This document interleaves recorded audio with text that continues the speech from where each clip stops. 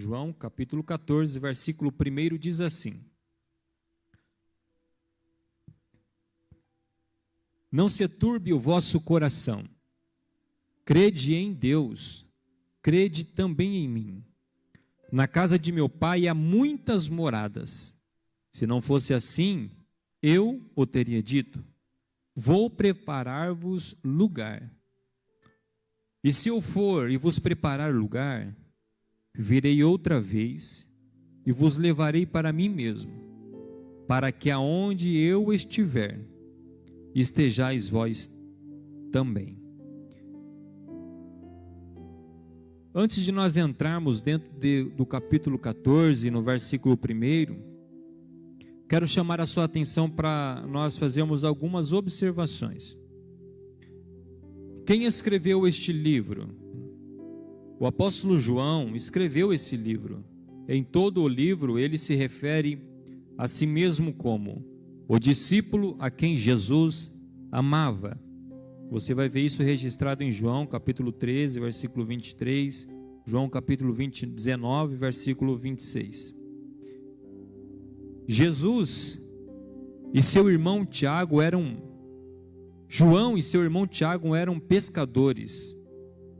Antes de se tornarem um discípulo e apóstolo de Jesus Cristo, João provavelmente foi discípulo de João Batista. Para quem e por que esse livro foi escrito? Apesar dos escritos de João ser para todas as pessoas, sua mensagem também foi dirigida a um público mais específico. O Evangelho de João é um relato escrito para os santos. É um evangelho especificamente para a igreja. Os cristãos estavam passando por grandes perseguições, aflições, lutas e dores, e por conta disso o evangelho foi escrito para encorajá-los e consolá-los. Os temas usados por João neste evangelho são a eternidade de Jesus, João capítulo 1, versículo 1 a seguir. O poder de Jesus, o propósito da vinda de Jesus, a regeneração, a ligação dele com o Pai, a fé, o caminho, a promessa, o consolo, a morte e a vida, e também a ressurreição.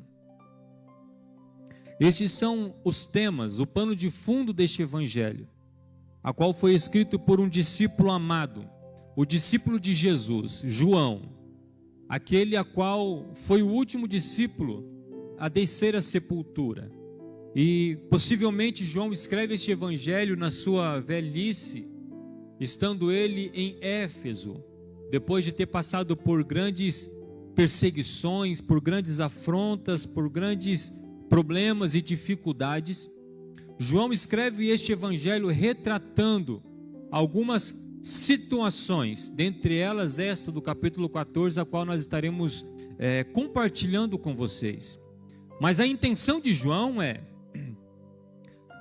trazer um evangelho que tem como ponto central Jesus, o Salvador, para encorajar, para consolar aqueles irmãos que agora estão espalhados por todo o mundo, tendo em vista que a perseguição que viera sobre eles era muito grande, porque é assim Jesus havia dito. João capítulo 14 é a última semana de Jesus com os seus discípulos antes da sua crucificação. Os acontecimentos que antecederam este fato foi, se nós olharmos o contexto do texto, nós vamos perceber alguns pontos importantes.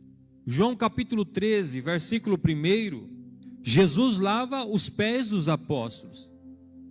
Alguns, na verdade, os discípulos ficam surpresos, dentre eles, o apóstolo Pedro é o que fica mais surpreso, porque ele olha para o seu Senhor, mestre, aquele que se dizia ser filho de Deus, e agora ele está com uma toalha cingida em seus ombros, um balde com água, e ele está lavando os pés dos seus discípulos.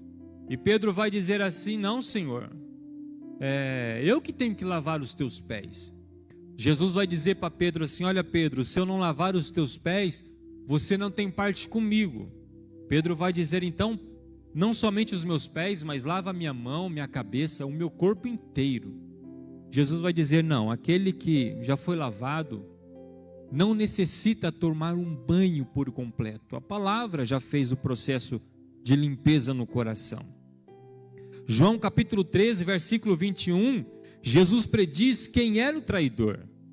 Nesse texto, a palavra turbar, que se encontra no versículo 1 do capítulo 14, que Jesus está se reportando aos seus discípulos, no capítulo 13, é Jesus quem está com o seu coração turbado, inquieto, angustiado, porque na mesa da última ceia, quem estava com ele e os seus discípulos era Judas Iscariote.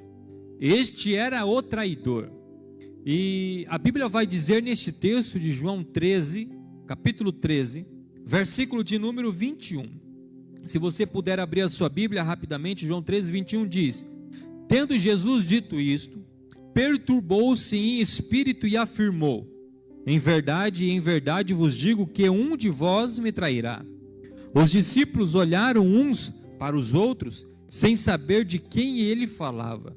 Um de seus discípulos, aquele a quem Jesus amava, João, estava reclinado próximo a Jesus. Simão Pedro fez sinal a este, dizendo: pergunta, de quem o mestre está falando? Reclinando-se aquele discípulo sobre o peito de Jesus, perguntou: Senhor, quem é? Jesus respondeu: é aquele a quem eu der o pedaço de pão molhado. Então, molhando o pedaço de pão, deu a Judas Iscariote, filho de Simão. Assim que Judas tomou o pão, entrou Satanás nele. Disse-lhe Jesus: o que estás prestes a fazer, faze-o depressa. Todavia nenhum dos que estavam reclinados à mesa compreendeu com que propósito lhe dissera isto. Como era Judas que guardava a bolsa, pensaram alguns que Jesus tinha dito: compra o que nos é necessário para a festa, ou que desse alguma coisa aos pobres. Assim que Judas tomou um pedaço de pão, saiu, e era noite. Quando ele saiu, Jesus disse: agora é glorificado o Filho do Homem, e Deus é glorificado nele. Se Deus é glorificado nele, Deus glorificará o Filho em si mesmo, e o Filho glorificará imediatamente. Aqui é um momento complicado, porque era a Páscoa. Jesus estava participando da última ceia com os seus discípulos, e naquele momento Jesus levanta um questionamento e todos ficam preocupados. Jesus diz: um de vós há de me trair. Os discípulos olham para Jesus e eles começam a perguntar: mas quem, Senhor, vai te trair? Será que sou eu? E a Bíblia vai dizer que Pedro olha para João, esse a qual escreveu este evangelho, e faz a seguinte pergunta assim: olha, pergunta para ele. Sabe aquele sinal discreto? Pergunta para ele, quem é que vai o trair? E a Bíblia vai dizer que João deita a sua cabeça sobre o peito do seu Senhor, sobre Jesus, o peito do Mestre, e pergunta: Senhor, quem o trairá? E a Bíblia diz que Jesus diz: aquele a quem eu molhar o pedaço de pão e der a ele. Jesus molha o pedaço de pão, um bocado, entrega a Judas. Judas come o pão e sai. E a Bíblia vai dizer que os seus discípulos não entenderam muito o que estava acontecendo. Eles acreditavam que Jesus tinha dado uma ordem diferente. Quando Jesus diz: o que tende a fazer, vá depressa, e assim o faz. Na cabeça deles, bom, Judas é o tesoureiro, ele vai fazer alguma coisa. Eles não esperavam que aquele a qual caminhou com Jesus por alguns anos fosse este o traidor. Na verdade, o coração, o espírito de Jesus está turbado não simplesmente pelo fato de Judas ser o traidor, porque Jesus conhecia cada um, mas é porque o momento crucial do seu ministério estava chegando. Jesus está orientando os seus discípulos, Jesus está passando as últimas instruções. João capítulo 13, versículo de número 31 a 38, Jesus está passando as últimas instruções aos seus discípulos. Jesus está falando da razão da sua morte, e Jesus está falando sobre a promessa do Consolador. Tudo isso é um contexto. que antecede o texto do capítulo 14. Porque não seria um momento muito fácil para Jesus, também não seria um momento muito fácil para os seus discípulos, porque agora Jesus vai olhar para eles e vai dizer assim: olha, não é o servo maior do que o seu Senhor. Jesus está preparando o coração daqueles que ali estavam para um momento complicado que viria sobre eles, porque Jesus sabia que dentre aqueles que ali estavam, muitos padeceriam pelo seu nome.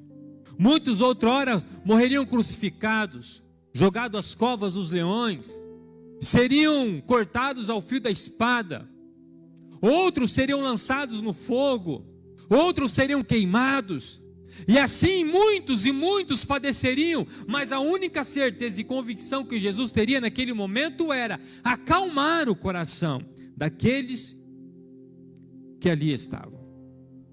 Não seria uma trajetória fácil. Não seriam momentos fáceis que os seus discípulos atravessariam naquele momento. Jesus havia afirmado aos seus discípulos que assim como me perseguiram, perseguirão a vós. Porque o servo não é maior que o seu senhor. Como dito acima, os tempos para os discípulos ou os seus seguidores se tornariam muito difíceis. Por isso Jesus liberou uma palavra de promessa e de consolo. Capítulo 14, versículo 1. Jesus vai dizer assim: não se turbe o vosso coração. A palavra turbar aqui no original grego significa tarasso, que significa agitar, sacudir, algo pelo movimento de suas partes para lá e para cá, causar uma comoção interna a alguém, tirar sua paz de mente, perturbar sua tranquilidade. O termo turbar aqui é alguém que está agitado, alguém que está sem paz, alguém que perder a sua tranquilidade, está angustiado. E logo Jesus está falando para os seus discípulos, ou seja, o que Jesus está dizendo é que havia no coração dos seus discípulos um momento de comoção interna, de agitação, porque Jesus está dizendo que ele morreria, ressuscitaria e subiria assunto aos céus. Logo, o que se entende é que os seus discípulos permaneceram agitados, andavam ansiosos para lá e para cá, perturbados no seu coração. E eu quero extrair deste texto uma mensagem para os nossos dias, porque vivemos em tempos de corações turbados, agitados, angustiados, pessoas desesperadas de todas as classes sociais, das mais altas às mais baixas, de empresários a funcionários. Todos somos atingidos diretamente por um vírus que não atingiu somente a saúde, mas economicamente, emocionalmente e psicologicamente. A mensagem de Jesus para nós é: não turbe o vosso coração. Nós estamos vivendo momentos difíceis na nossa vida, onde pais de família não sabem o que vai acontecer no dia seguinte, onde empresários, donos de comércio, de lojas, vendedores ambulantes, não sabem se no outro dia poderão sair às ruas para vender, ou se poderão ter alguém para comprar, porque economicamente não está fácil para ninguém. A situação do Brasil, do nosso estado, é um momento complicado, é um momento delicado. O índice de pessoas depressivas aumentaram. O índice de mortes e suicídios triplicaram.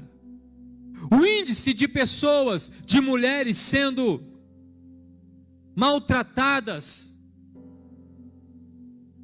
pelos seus maridos aumentaram.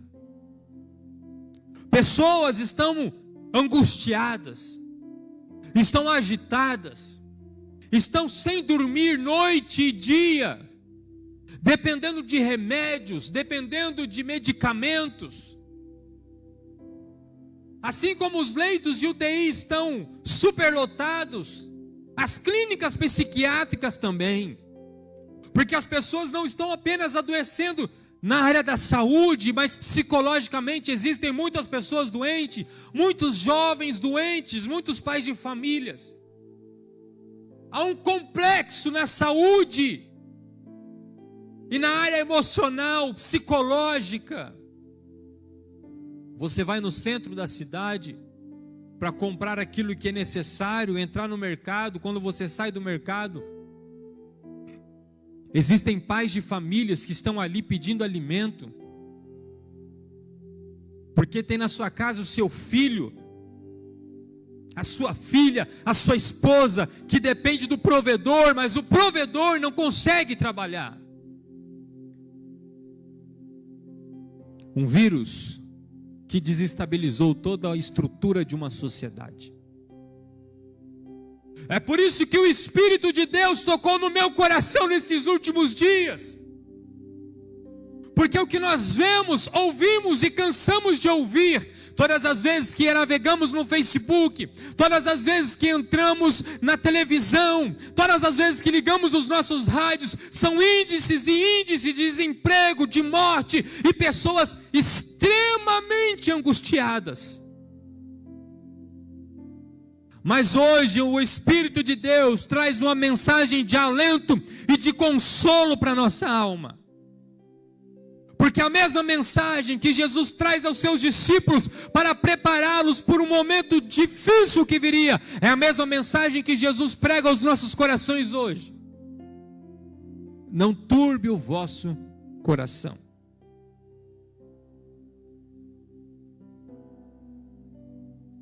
A pergunta então é: em meio a toda essa complexidade que estamos vivendo, em meio a tantos momentos difíceis,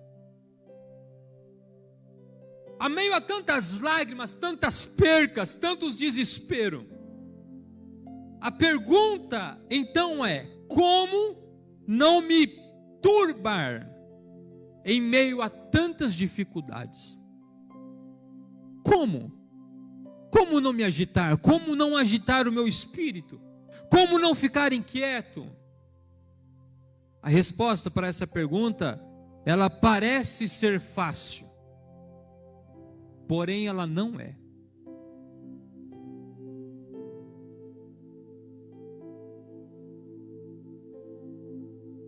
Se nós olharmos teoricamente, é uma coisa, mas no dia a dia, na prática, se torna uma situação mais profunda do que nós imaginamos.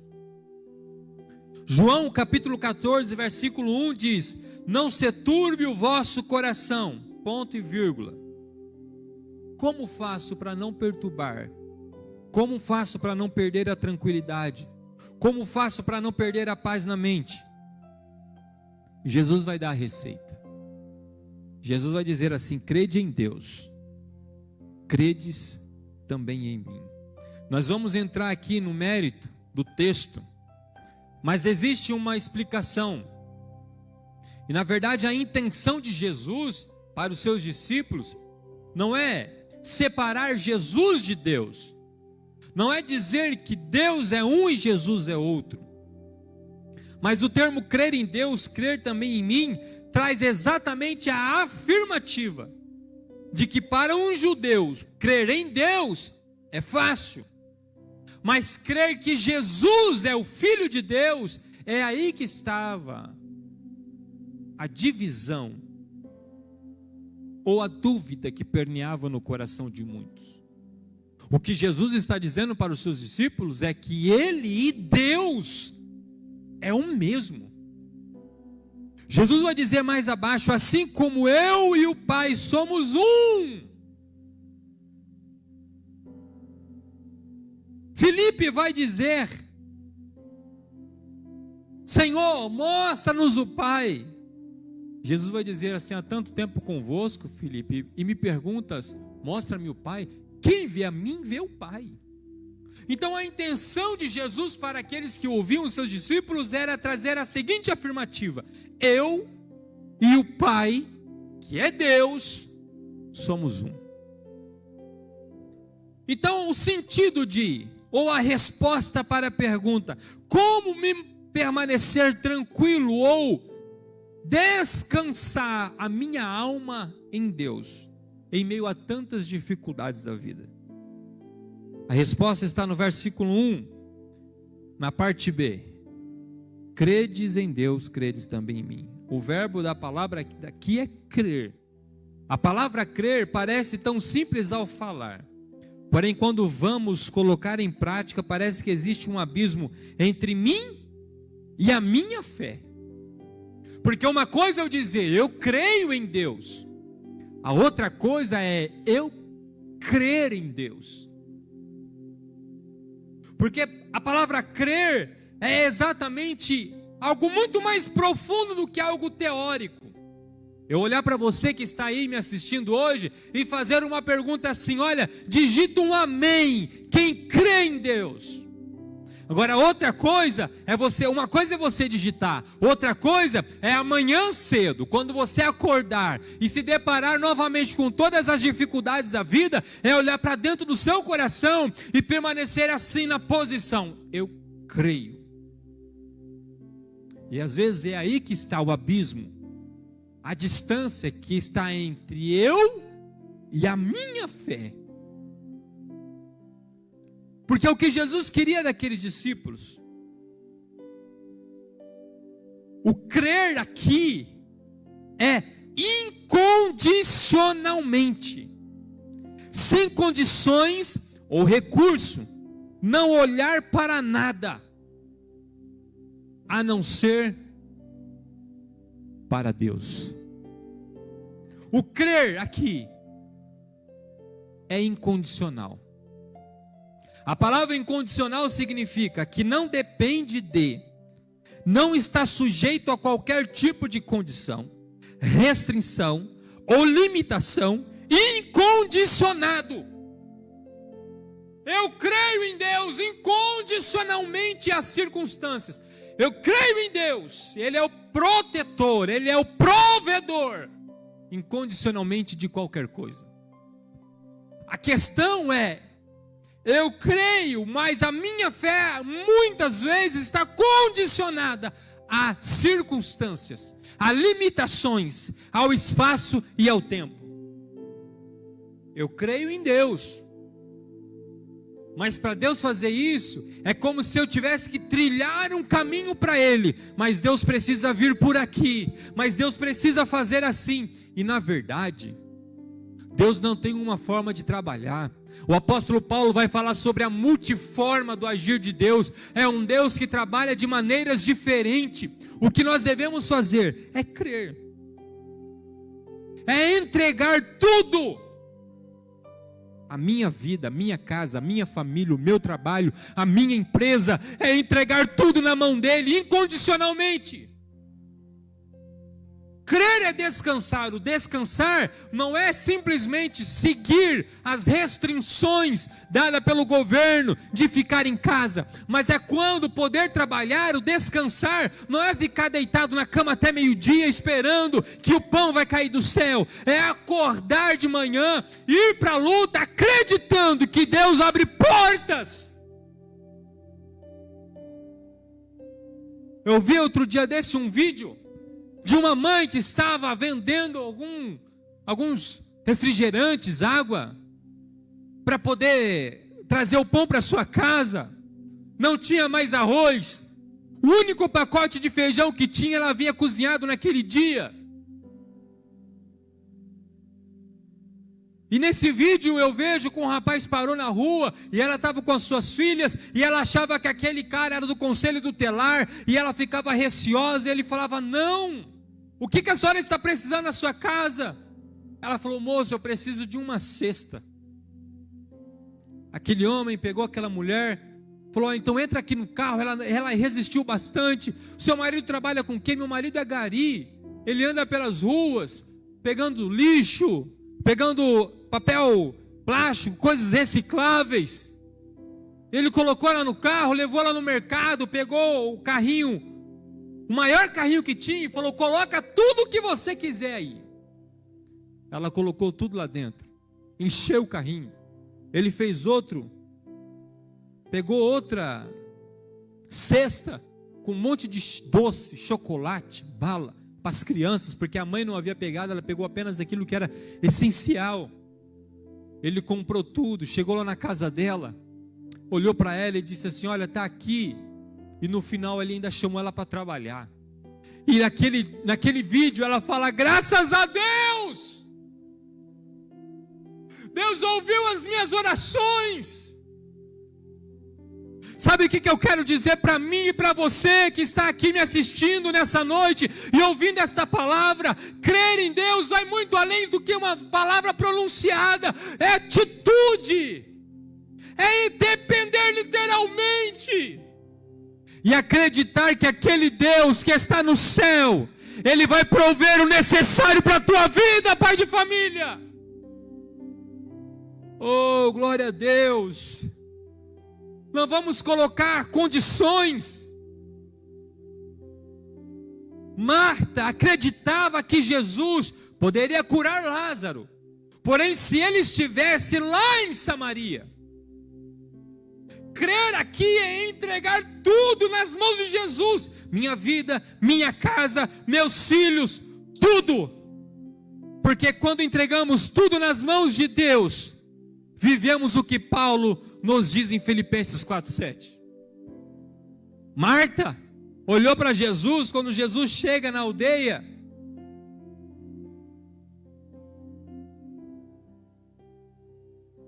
Marta vai dizer para Jesus: a condição é, se o Senhor estivesse aqui, meu irmão não teria morrido.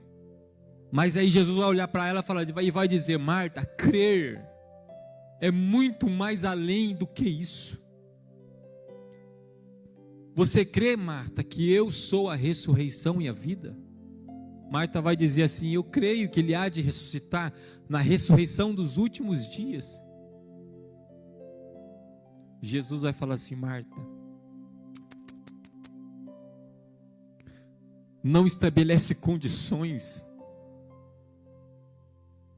Crer incondicionalmente é independente das circunstâncias. Eu não sei como, eu não sei por onde, eu não sei quando, eu não sei que horas, mas eu sei que Ele vai prover. Eu sei que Ele vai prover. Filipenses 4:7 diz: e a paz de Deus, que excede todo entendimento humano, guardará os vossos corações e os vossos pensamentos em Cristo Jesus. Quando você crê incondicionalmente, a paz de Deus, que excede todo entendimento humano, ela vai guardar o seu coração e a sua mente. A palavra guardar aqui no original significa guardar, proteger através de um guarda militar, seja para evitar invasão inimiga ou para a fuga de habitantes de uma cidade sitiada. A paz de Deus vai entrar no seu coração e na sua mente e vai criar um muro de proteção. E não vai ter nada que vai te deixar inquieto, porque você agora e eu aprendemos a depender de um Deus que não muda, que não tosqueneja, que não dorme, um Deus que é o mesmo. Quando cremos em Deus, de todo o nosso coração, a paz de Deus invade a nossa mente e não permite que nada possa nos causar inquietação. Creia. Creia. Creia, você que está aí nos assistindo, acredite. Crer incondicionalmente é a fé de Abraão. Eu não sei como meu Deus vai trazer meu filho de volta, nem se for das cinzas, mas eu creio. Crê. Acredite. Deus vai te surpreender. Deus vai nos surpreender, glória a Deus. A pergunta é, bom, existe um contexto por trás desse texto. Porque Jesus está dizendo aos seus discípulos: não se turbe o vosso coração, crede em Deus, crede também em mim. Por que devo crer em Deus? João 5,24 vai dizer: na verdade vos digo que quem ouve a minha palavra e crê naquele que me enviou, tem a vida eterna, e não entrará em condenação, mas passou da morte para a vida. Em primeiro lugar, devo crer em Jesus. Por quê? Para mim ter vida.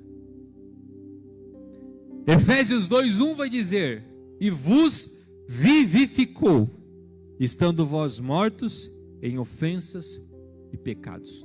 Quando eu creio em Deus, eu creio em Jesus, eu recebo vida em mim mesmo.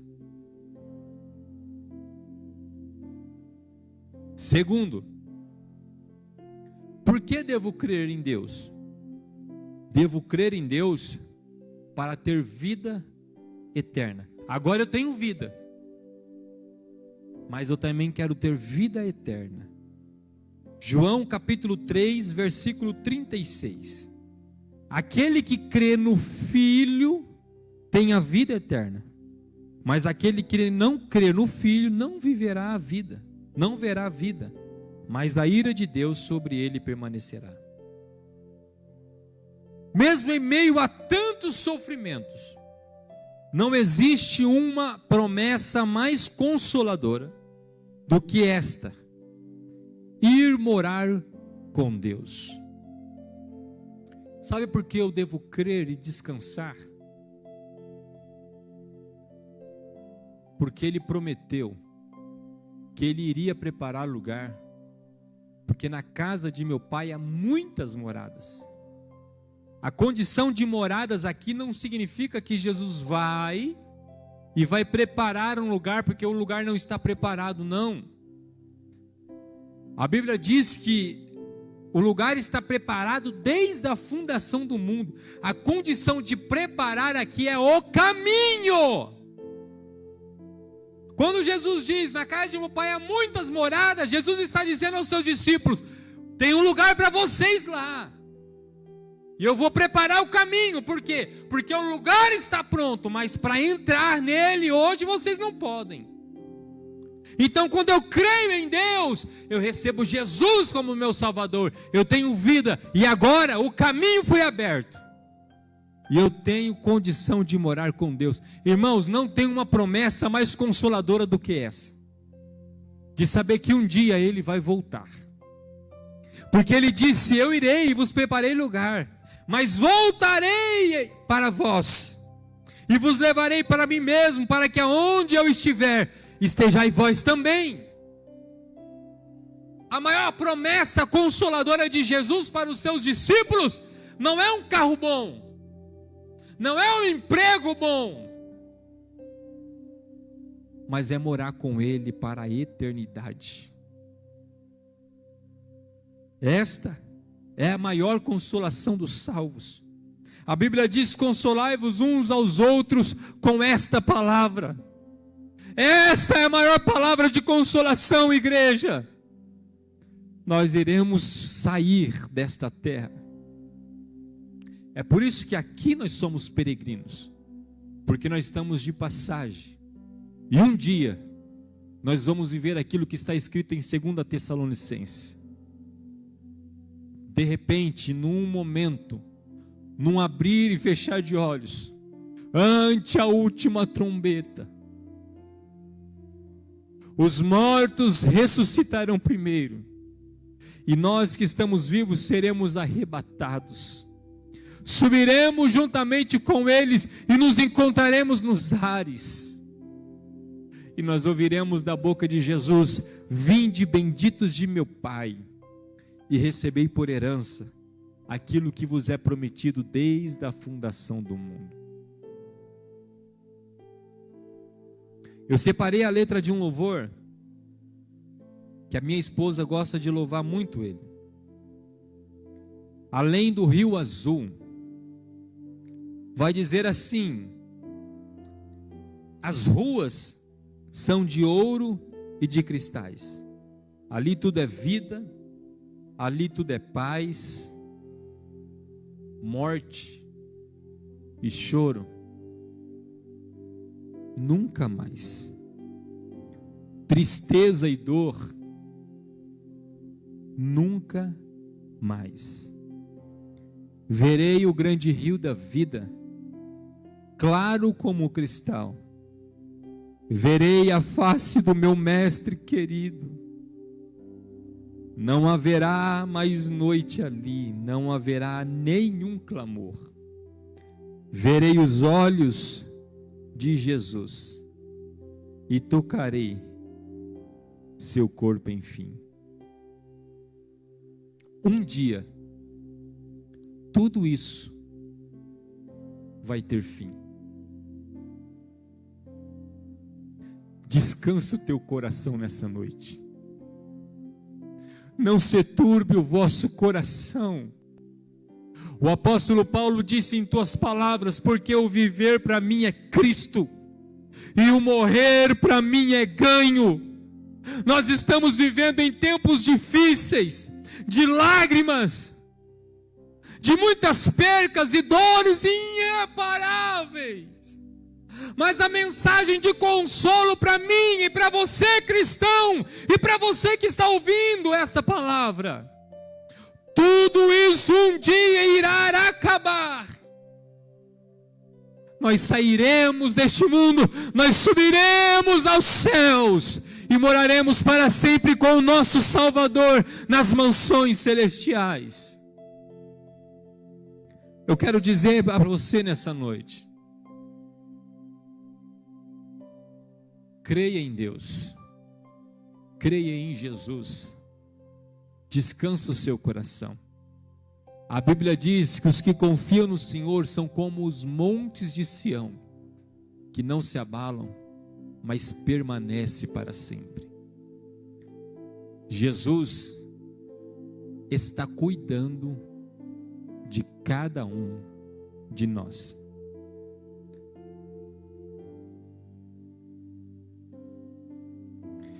Existem alguns pedidos de oração nessa noite.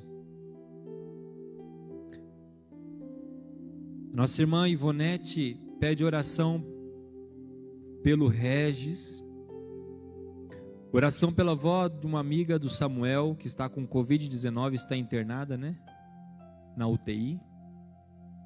Oração pela irmã Selma e Guilherme, que perderam entes queridos. E a oração pela nossa pastora. Meus irmãos, vamos continuar orando. Amanhã as lutas e os embates estarão aí.